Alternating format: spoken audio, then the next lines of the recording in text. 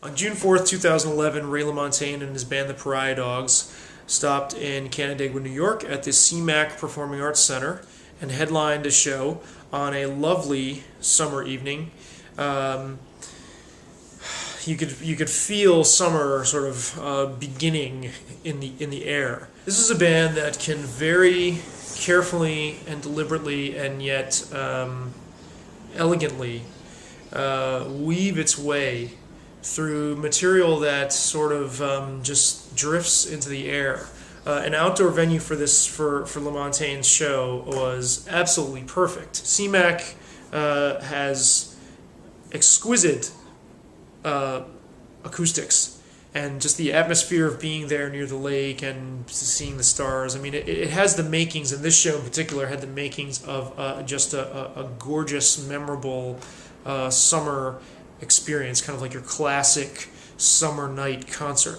But there were many people on the lawn who were not able to restrain themselves from talking. This wasn't just sort of whispery chatter or idle chatter, or every now and again you'd hear a murmur in the crowd. This was full-on conversation mode. There was one guy in particular who was yelling at the top of his lungs about what band he plays in, and I hope somehow this clip will get to this person and you'll be able to see it.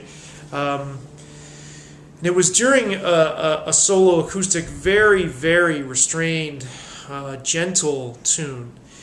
This is something that, in my experience, I've noticed increasing steadily over the past 15, 20 years. I've conducted interviews with musicians who have noticed this as well, and who've noticed differences between American audiences and European audiences and audiences in other parts of the world, say Japan. Several years ago, I interviewed a promoter who had done a lot of travel in Russia and brought Russian children's ballet companies to the U.S. And he was struck when he first went there that 9-year-old children could sit through 3-hour productions in silence and be attentive and be well behaved. That's a tremendous contrast between the way adults, even middle-aged adults, behave at shows today here in the part of the U.S. that I live in. The idea of stone silence at a concert may seem harsh or uptight to your personal tastes, but there's a difference between the concert serving as sort of a nice background or a nice setting or scenery for your interaction, and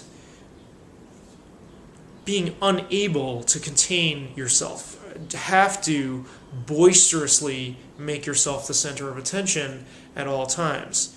It wouldn't take much for the announcers who introduce every single one of these shows to just remind people and just sort of politely ask that people just keep quiet. This isn't such a far-fetched concept because we get that same announcement at movie theaters and plays and operas and classical shows all the time. But I mean, movie theaters, there's an announcement before any movie you go see in a theater to refrain from chattering and turn your cell phones off.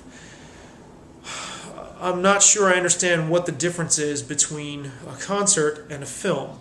And there's a discrepancy between anyone who goes to a concert and just sort of wants the music to be in the background and wants to hang out and make it a social event, and someone who is at a show to get fully absorbed in the show. Any time that you're speaking to someone next to you loud enough for someone else to hear you, you run the risk of intruding on, stepping all over, and basically squashing, crumpling, and throwing out the window down into the gutter the experience of someone who at that very moment may be getting carried off into space by the music. And they'll never get that back. They can see that same band 50 times. They can see that same song, that same moment, and it will never be the same. There's a venue in Rochester named the Bug Jar, which has 2 rooms. and people stand. One room is a bar, and the other room is the live room. And people actually have the nerve to stand in the back of the music room by the bathrooms and just blare. And this is during quiet shows as well. Again, this raises the question, what do you want? Total silence? Well, actually, yeah. It's not that difficult. There are audiences in parts of the world that do this without a problem. You can afford to not speak for 1 hour, or even less, 45 minutes at a time. Whatever the duration of that set is. You can reach over and whisper at times where there are logical and polite junctures to do this. It's not necessarily true that social fabric is disintegrating and that people are rude. I don't know whether people are by nature rude. I don't think so, actually. I think we all just sort of need prompting from time to time. And I've been guilty of it. Whenever I've been at a show I'm not terribly interested in, or I'm really interested in the people that I'm there with, just start talking. Outdoor shows sort of lend themselves to that. But people pay to see these shows, and they're not paying to hear your drunken ass blurting like an incontinent farm animal about the band you play in at the top of your lungs, while Ray LaMontagne or some other poor performer who is made music that's meant to be intimate get stomped all over. Several shows I've been to, I noticed this at Todd Rundgren. Todd Rundgren actually addressed the problem with the audience. He said something about it. I mean, you could hear a murmur of, when Todd Rundgren played the Water Street Music Hall, it must have been about 2005 or so. The album Liars had just come out, 2004, 2005. There was a constant murmur of sound throughout the show. The music was competing with this wave-like rumble. And I think that's a sign of like a psychological issue. But it's one that's very easily corrected. Again, making announcements at shows, printing on tickets. Please refrain from talking during the show. I think people would respond very positively to that little bit of, mom-like or parental guidance. Apparently we need it. You really can't go to a concert anymore without having to sort of mentally fend off the intrusive and abrasive sound of the people around you as it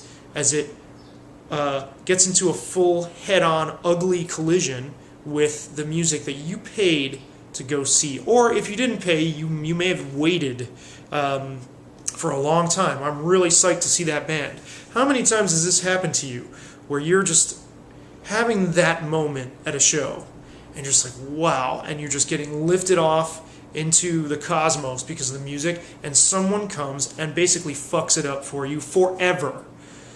Again, this is not something you can get back.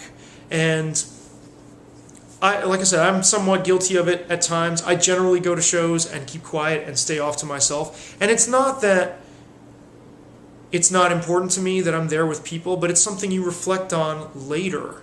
You will always remember who you went to that show with. You don't need to show them attention during the music. I'm not sure, but I always thought that the music itself, if you went there, was the thing you went there for, and therefore demands and doesn't take that much to just focus on. Now, my mind is noisy too. There are times when I'm hearing or sort of talking in my own head, but that's something I can address on my own without having to address the drunk guy next to me, or just the person who doesn't grasp that they're not the center of attention in that moment, who needs to sort of display themselves to all these strangers around them and be sort of an attention hound. That's not what we're there for, people. It really isn't.